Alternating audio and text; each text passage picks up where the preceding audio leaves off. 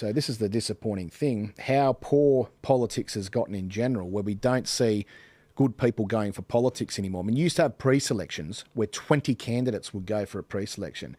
You'd have ex-Supreme Court judges in there. You'd have people who've done 20 years service in lots of other different areas.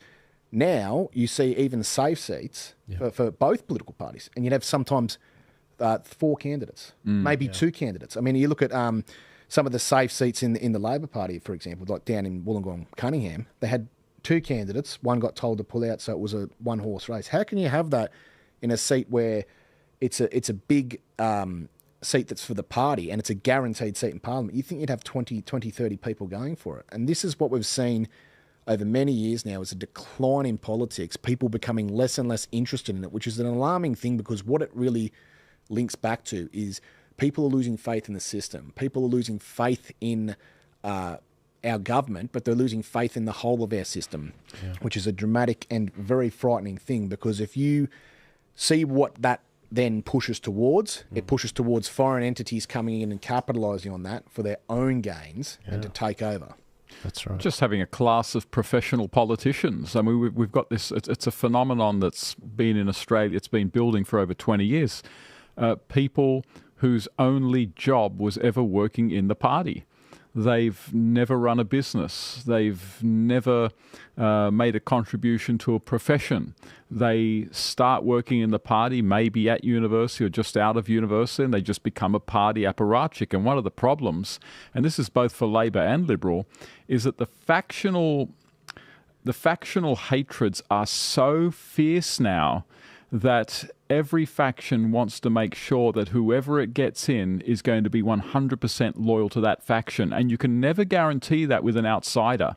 You can never guarantee that with someone who may have, say, spent 20 years working in the railways and wants to make a contribution. You can't. And so what do? They go for people who they can trust, that is party flunkies. Exactly. Yeah. People they can trust, people they know, and you wind up with a whole bunch of people representing Australians with just no good life experience, and that's exactly where we're at. We saw Elon say that he would be part of a government efficiency, board or whatever to help. We need him here. We have more wastage in Australia, bureaucracy than anywhere else, I think. I agree, and that's why we have higher tax rates and all the rest of it. But I think if you just gave the country to a founder, a startup founder, an entrepreneur that had bootstrapped multiple businesses before, you watch how efficient this place would run. There would be not a dollar spent where it wasn't meant to be. There would not be a dollar wasted. But they hate those people. Look at Trump. Like, he's a businessman. He knows how to run a business. This is why he's hated, because he doesn't have wastage.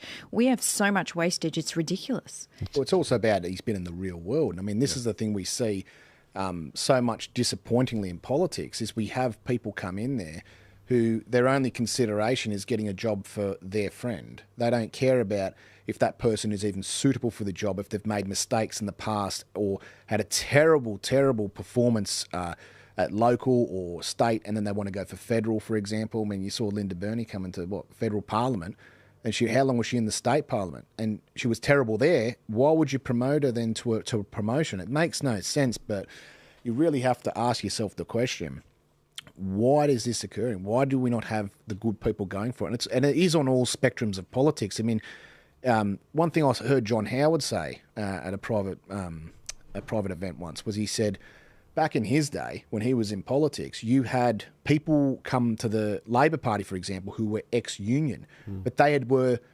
previously worked in that industry for 20 years. They'd had their hands on the tools. They knew that they'd done stuff in their life. And now what you have is exactly what it's the political staff is. You have people who have never had a real job, and then they expect to just waltz into Parliament and then make decisions for millions of people. It simply is a system that doesn't work, which then begs the question, does a set of criteria need to be created for political candidates? Bingo. Is there something that needs to come in where you have a set of standards you must meet? Like, for example, I look at the upper house, let's say the federal upper house, so the Senate. It's meant to be the house of review. So that's meant to be the wise, experienced politicians that make sure the legislation has all its ducks in a row.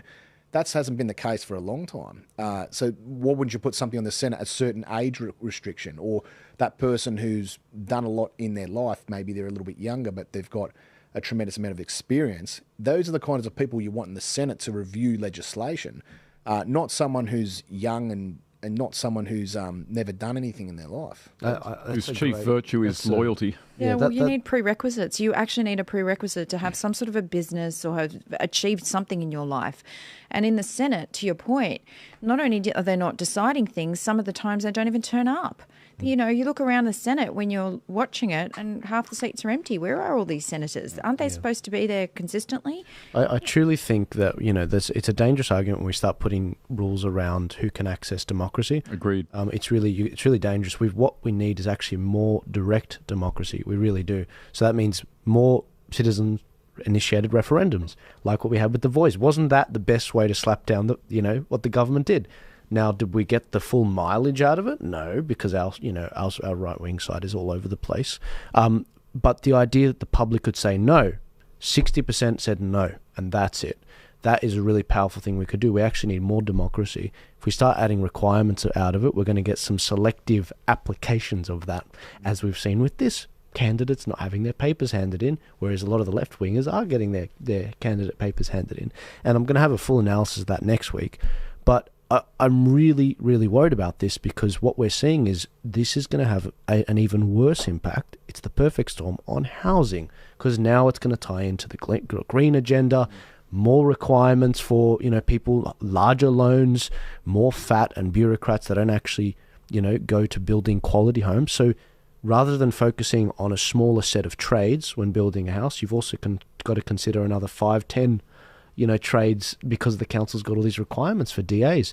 I mean, it's slow enough with DAs. If you want a, small extension on the back of your house, or just to throw a pool in or a fence, it's a disaster. You're waiting years, and, council are the absolute worst. The amalgamations were the worst thing ever, and nothing's getting done. Well, in reality, if you look at it, really, why do we have councils in the first place?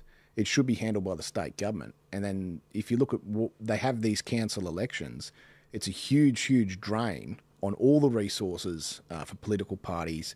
You just have to ask the question, should we even have councils? Should it go back to being on the state politicians to actually manage their electorates? Obviously, you'd have New South Wales government component that would be do the duties of what the council currently do. But what have councils evolved into? They used to be about roads, rubbish...